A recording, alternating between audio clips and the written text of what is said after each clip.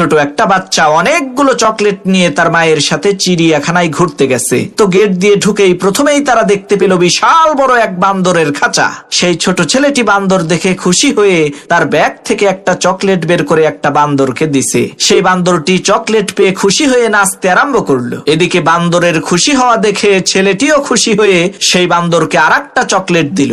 বান্দর তখন আরো নাচা শুরু করলো। তখন সেই ছেলেটি খুশি হয়ে বান্দরকে আরেকটা চকলেট দিল। এইভাবে দিতে দিতে সে একটা বান্দরকেই সবগুলো চকলেট দিয়ে দিল। এই দৃশ্য দেখে সেই ছেলেটির মা বলল, বাবা তুমি এই একটা বান্দরকেই সবগুলো চকলেট দিয়ে দিলে কেন?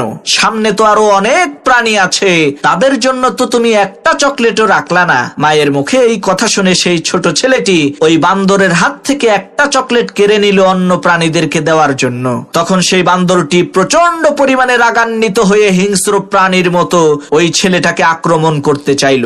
মারাত্মক রাগে আর গোসায় গড়গড় করে হুঙ্কার দিতে লাগলো। প্রিয় ভাইরা আমার, আমরা ওই বান্দরের মতোই, আমাদের কোনো জিনিস ক্ষতি হয়ে গেলে আমরা অধৈর্য হয়ে যাই। আল্লাহ তাআলা আমাদেরকে কত নিয়ামত দিয়েছেন, তার দিকে না দেখে আমরা শুধুমাত্র ওই একটা জিনিসের দিকেই তাকাই, যেই জিনিসটা আল্লাহ তাআলা আমাদের কাছ থেকে নিয়ে গেছে। আর একটা বারও তো আমরা চিন্তা করি না যে যেই আল্লাহ নিয়ে গেছে সেই আল্লাহই তো দিয়েছিল। তাই বান্দরের মতো না হয়ে আমাদেরকে মানুষ হতে হবে।